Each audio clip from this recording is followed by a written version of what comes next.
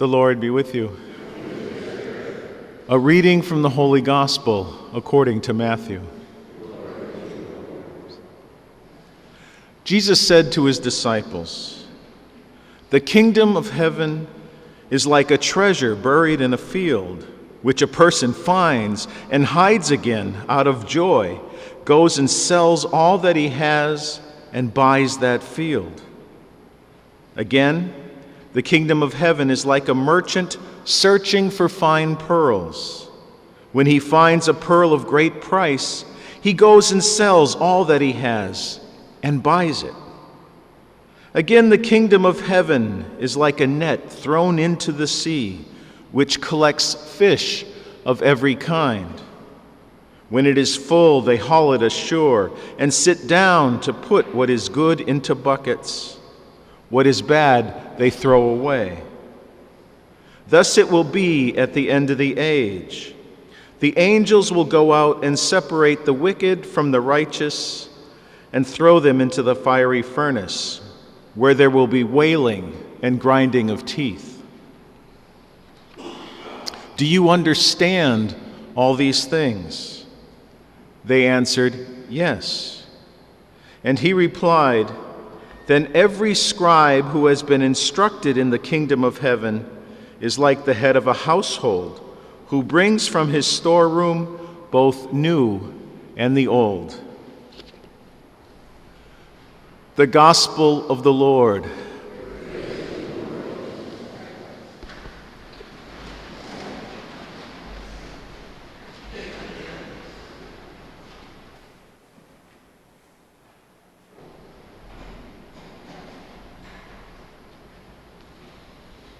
Good morning. St. Matthew was unique among the evangelists because his audience was very narrow. He was speaking to the Jewish community in the Middle East, in Jerusalem and the surrounding area. The people he was talking to were Orthodox Jews for the most part. And even though they were Christians and had accepted Christ, they still went to the synagogue every week and followed Jewish customs. It was later in the Council of Jerusalem and things like that where some of this stuff was discussed and organized. But Matthew was speaking to the Jews who had a strong idea of the past and excitement about the future. That's why the last sentence of this gospel is important. Like the head of a household who goes to his storeroom and brings out both the old and the new. What he was talking about there is change. And I want to use this as an entree to talk a little bit about change in the current day. A couple of weeks ago in my pastoral ponderings, I used the word change. And I have come to find out that it's somewhat of a dirty word. It's not 4 letters, it's 6 letters, but it's treated by some people as a dirty word. But I want to talk today about the why of change, not so much the what. I want to talk today about the nuns. Not religious women, not sisters, but the nuns. Those people who indicate on forms, when asked what their religious affiliation is, they say none. And the Pew Institute is not really part of, but associated with Georgetown University. And they're constantly doing studies and surveys. In the last year, they've come out with a survey that says 25% of the American population now considers themselves a nun, with no religious affiliation whatsoever. If you take people 35 years or younger, that number jumps to almost 40%. 40% of the population has no religious affiliation whatsoever. Among those who identify themselves as Catholic, the Archdiocese of Boston did a survey recently, and said about 18% attend Mass weekly. 82% don't. Now think about those numbers. Let those numbers cogitate a little bit. 80 million people don't consider themselves religious in any way.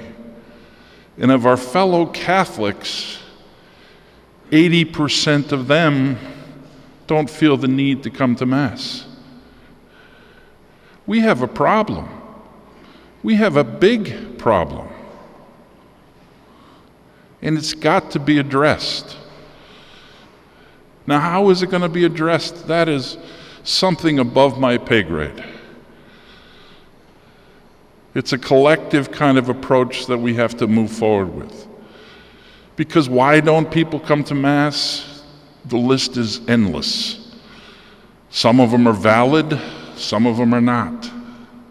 Sometimes they've been hurt by the church or a priest or something. Sometimes they have a soccer game. And it's impossible to argue one way or the other because they just don't care.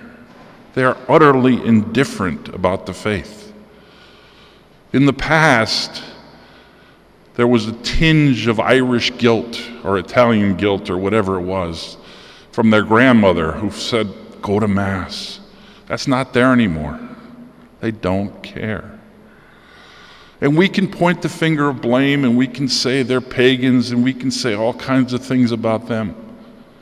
But I think the time has come for us to begin to look at ourselves, because inevitably we are part of the problem. And I'm not talking about St. Mary's here. I'm not talking about the Diocese of Springfield. I'm talking about the church in general. That we have got to spend a little bit of time looking at ourselves. And what do we do? What have we done that has driven these people away? They didn't go away screaming and shouting. They didn't yell. They just quietly stayed home. And the more important question is, what can we do to bring them back? What can we do to create an environment that they want to be a part of? And that's where it gets very tricky. That's where it gets very painful on the parish level. Because as a parish, individual parishes throughout the diocese have to look at ourselves and say, what can we improve? Now that involves things like preaching. Nobody has fallen asleep yet, even though it's 7 o'clock in the morning, but people haven't fallen asleep. It involves music. What kind of music do we have? And most importantly, it involves welcome. The structure of our parish, the times that we hold Mass, the times that we offer confession, and the general tenor that we greet new people with is critically important. Because if we work hard evangelizing and finally get a young family to come back, and they're not greeted warmly, they're not coming back again. Now, the reaction to my column a couple of weeks ago was, as expected, a little concern. And I don't expect that any of the changes that we're even discussing at this point will be earth-shattering. We're going to try to take baby steps, but we have to create some movement.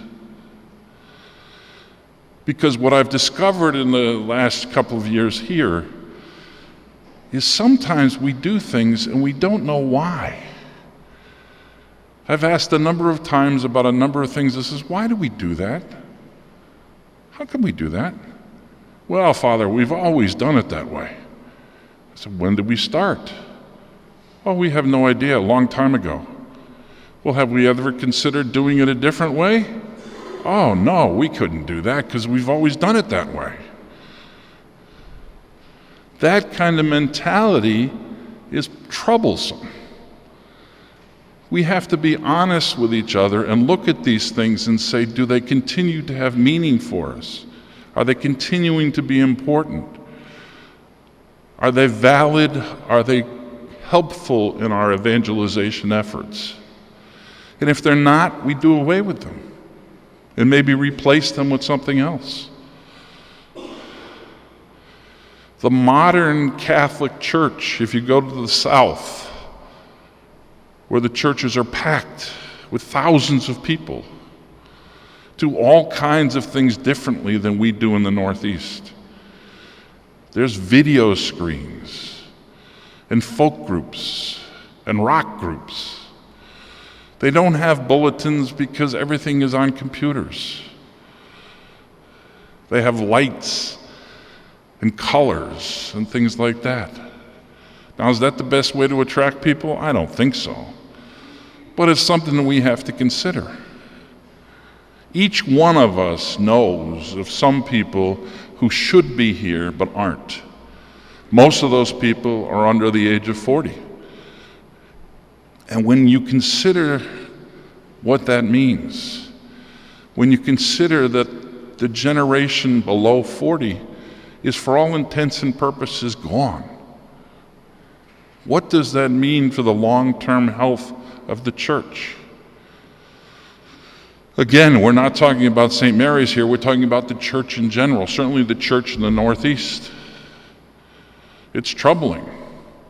And collectively, I ask you, number one, to pray for these people.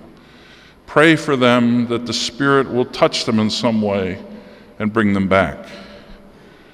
And secondly, I ask you to pray for wisdom and guidance, and collectively, let's really honestly look at our church and make sure we're doing everything we can to create an atmosphere that people want to come to. Because we want to hold on to the old as the head of household, but we want to bring some new with it. And hopefully with that newness, we can bring new worshipers.